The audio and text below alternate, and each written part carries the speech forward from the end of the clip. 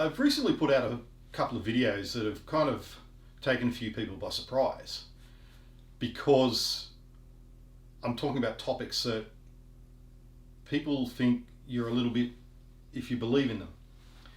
But this is a topic on languages and systems. Now, I live in Sydney, Australia, okay?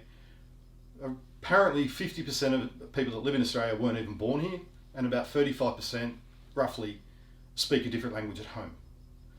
They don't talk English or Australian at home. We are a very multicultural country, okay? Yet if you were born in India, there's something like 122 languages. If you were born in China, it's a different story again. China has about 302 languages. So you could be taught a different dialect or a different language in one country. In Sydney, Australia, you could be taught multiple languages. When I grew up in Fairfield, it was a lot of Greeks and Italians. Yet my best mate spoke Maltese. If you live in Russia, there's about 35 different languages. But I'll always remember this as a kid. And my best mate was Maltese, and they always spoke English around me. One day the grandmother came out and started speaking Maltese, and the mother literally spun on the spot, pointed at her and said, "While ever Stephen is in this house, you speak English." Which at the time freaked me out. I didn't comprehend it at the time, but his mother had the respect to speak the language I was speaking at the time, or my language.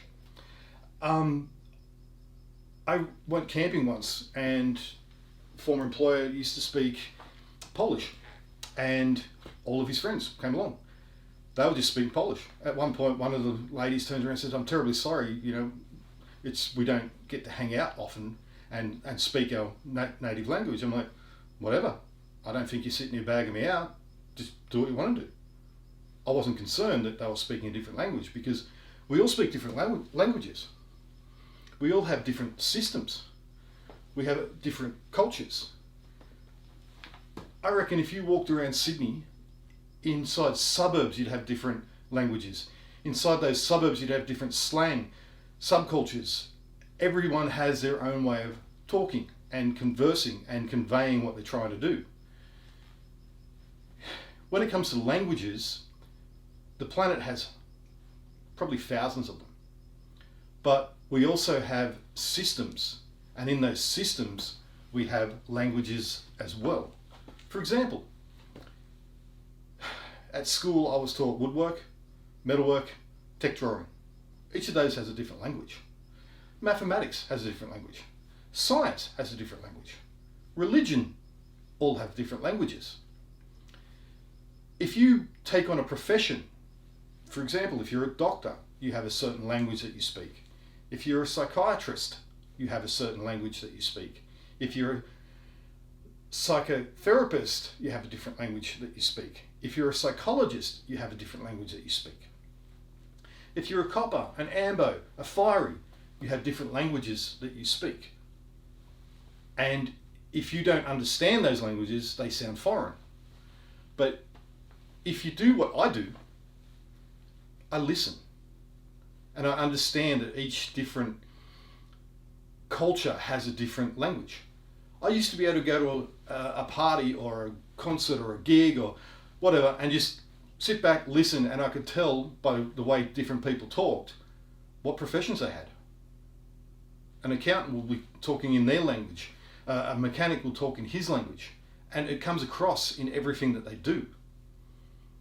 And because I work all over Sydney in all sorts of trades, I go into automotive trade, I go into truck trade, I go into construction trade, I go into architectural trades, I go into all sorts of different environments any day of the week. So I've got to be able to walk in there and say, "Hey mate, I need to get this done. How do I do it?" Instead of saying, "I don't understand what you want. I need to have it in writing and triplicate, and I am So if I learn multiple languages, I can converse with multiple people. And I'll give you an example. Coppers have a different language. Ambos have a different language. I started driving tow trucks when I had my P's a week. I started washing tow trucks as soon as I turned 16 on a Saturday. Got a job in a panel shop, started driving tow trucks, and they have a different language. They'll have numbers and call signs. Instead of saying, hey, is the dude dead yet? It's like, oh, is he a code? Or he's run off the road into such and such. Well, there's a code for it. They don't talk openly about it. And watch another piece I'll do later called Fertile 15, where the coppers communicate with each other, and even different police stations don't communicate 100% with each other. It was something I heard over the two-way scanner many years ago. I was probably only about 18 when I heard this, and I still find it absolutely hilarious. But the thing is, we all have different languages, and we all talk in different languages. So if you start talking a different language to someone else, they don't understand it, so you're crazy, you're nuts, you're a lunatic. Cold hard fact is, if you don't believe what someone tells you, you're wrong. End of story. If you don't believe a priest, then you're going to burn in hell. If you don't believe a policeman, you're getting fined. If you don't believe a judge, you're going to prison. If you don't believe a mufti, you're an infidel. If you don't believe, and the list goes on. If you don't believe what you're told, you're wrong. But because I've learned multiple language systems and multiple occupations, my father was a master builder. My stepfather a fitter and turner. My sister was a drafty. My mother was a bookkeeper. One thing I could never master, but then again, that's probably because I hated her and she hated me. We'll go on that in another story. So, mathematics contradicts science. Science contradicts religion. Religion contradicts common sense. But all of these things actually go against each other. Engineering contradicts science. As an example, mathematically speaking, the Earth is 40,000 kilometers in circumference. So if you get that circumference and divide it by 24 hours, we're spinning at 1,640 kilometers an hour. Okay? Or 15 degrees per hour. Hence a 24-hour analog clock, and we do 15 degrees Greenwich Mean Time plus 1, 30 degrees Greenwich Mean Time plus 2, and on we go around the clock. On we go around the circle. But according to science, the speed of sound, actually not quite on the speed of sound, but if we're spinning at 1,640 kilometers an hour, that's 1.3 times the speed of sound. So Mach 1.3. This is what happens when a plane hits Mach and breaks the speed barrier. The sound barrier. Okay? You can physically see a disturbance. But according to science, we're traveling faster than the speed of sound. 1.3 times the speed of sound. Mathematically, we're spinning at 1,640 kilometers an hour. Chronologically, or timepiece, we're spinning as slow as the little hand on a 24-hour clock, the hour hand. So each one of these systems contradicts each other. For example, in engineering, everything is built level and built at 90 degrees. Water is not only level, but is actually used as a level. According to science, we have curvature of the earth. According to engineering and the basics, water is always level. So how can the ocean have curvature? And this is something that I've been trying to put out in a way that I'm questioning everything I've ever been taught, putting it on video. But some people are saying, oh, you're a flat earther.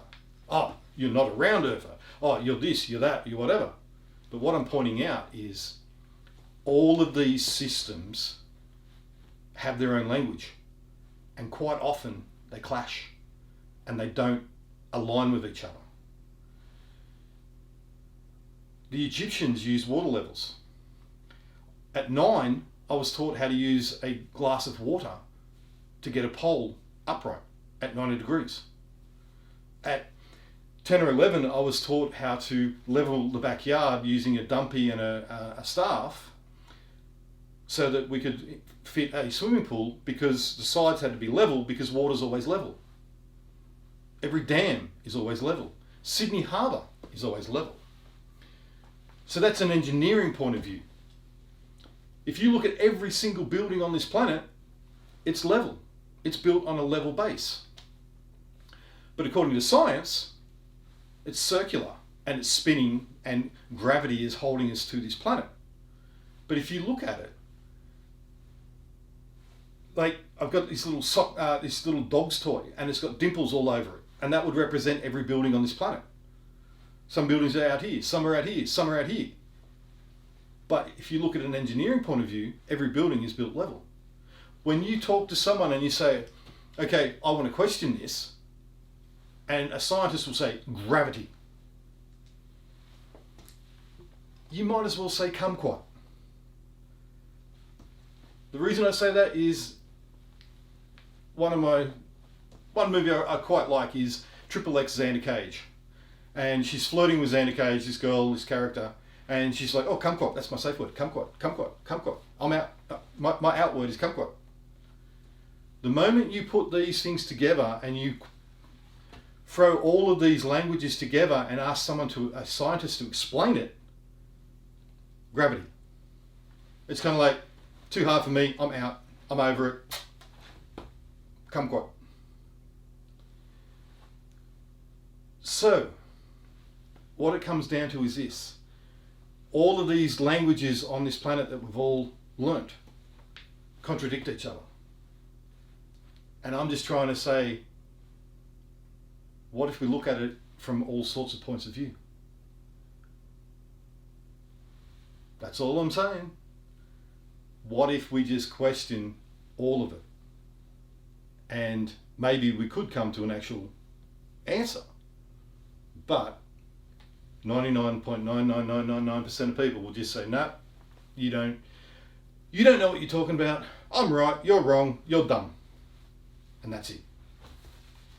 But, like I said, I like to listen. I also like to ask a lot of questions. Bit of a contradiction, because all of my school teachers said in my reports, I didn't ask enough questions. Now, I think I'm overcompensating. But hey, that's what humans do. We just overcompensate.